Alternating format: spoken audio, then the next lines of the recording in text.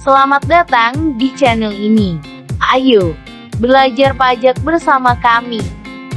Sebelumnya jangan lupa subscribe channel ini dan like video ini ya. Di pertemuan kali ini kita akan membahas tentang sistem perpajakan, asas pengenaan pajak, dan asas pemungutan pajak. Sistem perpajakan adalah mekanisme yang mengatur bagaimana hak dan kewajiban perpajakan suatu wajib pajak dilaksanakan. Ada 3 sistem perpajakan. 1. Official Assessment. 2. Self-Assessment. 3. Sistem perpajakan Indonesia.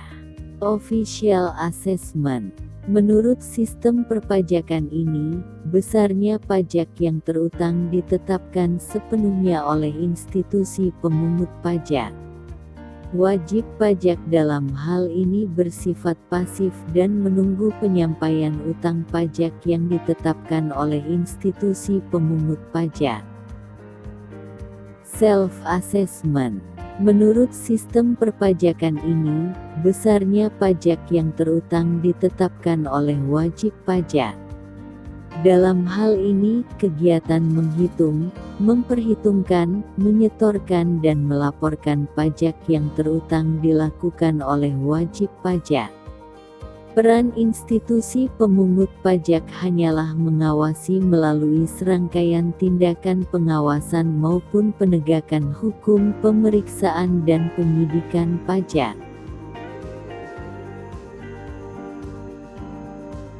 Sistem perpajakan Indonesia.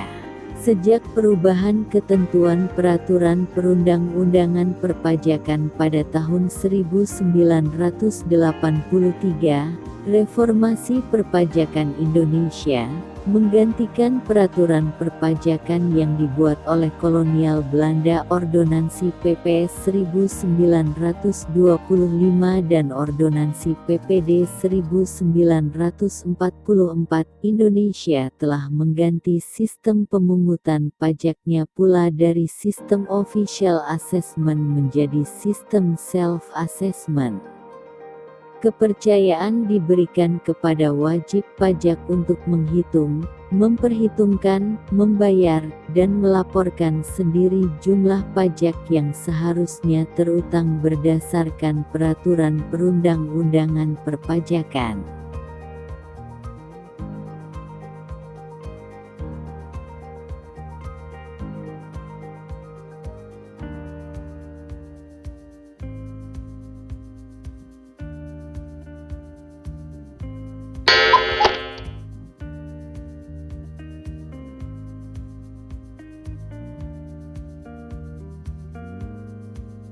Dalam mengenakan pajak terhadap wajib pajak, institusi pemungut pajak harus memerhatikan berbagai faktor terkait sumber penghasilan atau manfaat, objek pajak, dan penerima penghasilan atau manfaat, subjek pajak, yang selanjutnya dikenal sebagai asas pengenaan pajak. Pada uraian di bawah ini disajikan berbagai asas pengenaan pajak.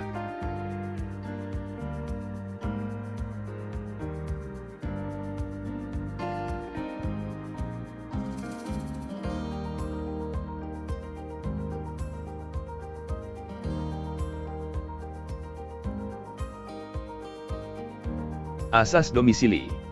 Berdasarkan asas ini, negara akan mengenakan pajak atas suatu penghasilan yang diterima atau diperoleh orang pribadi atau badan, apabila untuk kepentingan perpajakan, orang pribadi tersebut merupakan penduduk atau berdomisili di negara itu atau badan yang berkedudukan di negara itu.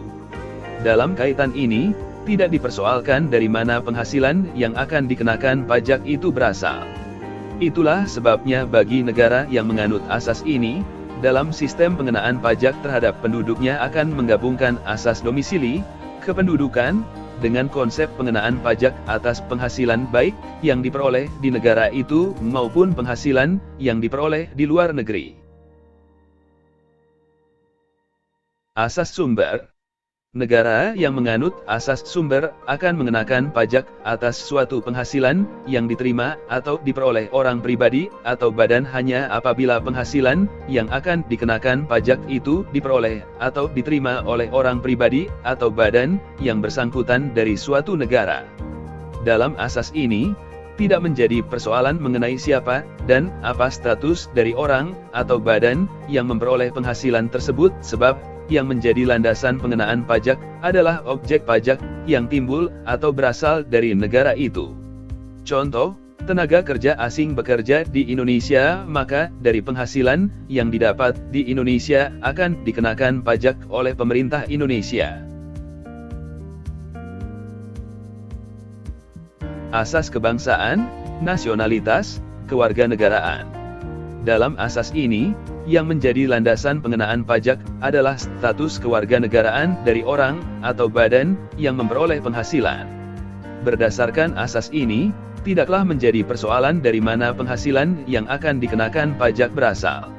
Seperti halnya dalam asas domisili, sistem pengenaan pajak berdasarkan asas kebangsaan ini dilakukan dengan cara menggabungkan asas kebangsaan dengan konsep pengenaan pajak atas penghasilan yang diperoleh di luar negeri. Asas pengenaan pajak di Indonesia. Pemerintah Indonesia pada dasarnya menganut asas pengenaan pajak atas seluruh penghasilan, termasuk penghasilan dari luar negeri. Untuk wajib pajak dalam negeri, pengenaan pajak didasarkan atas asas domisili. Sedangkan bagi warga negara asing yang tinggal dan memperoleh penghasilan di Indonesia, dilakukan pengecekan batas waktu untuk menentukan apakah orang pribadi atau badan termasuk wajib pajak dalam negeri, tinggal di Indonesia lebih dari 183 hari dalam 12 bulan, atau termasuk wajib pajak luar negeri, tinggal di Indonesia maksimal 183 hari dalam 12 bulan. Nah, bagi wajib pajak luar negeri, hanya dikenakan terhadap penghasilan yang diperoleh di Indonesia saja. Selanjutnya, sebagaimana lazimnya praktik perpajakan di berbagai negara, diatur perjanjian perpajakan antar negara untuk menghindari pemajakan berganda.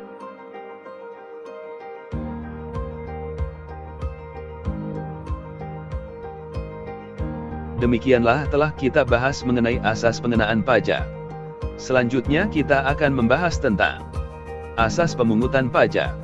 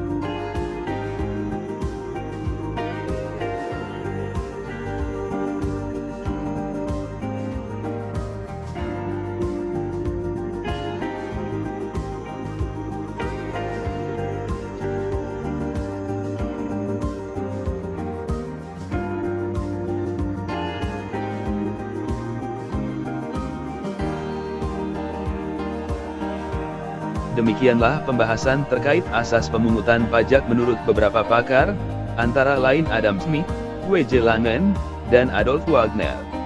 Dalam pertemuan kali ini telah kita pelajari bersama tentang sistem perpajakan, sistem pengenaan pajak, serta sistem pemungutan pajak. Terima kasih telah menonton video ini. Semoga bermanfaat.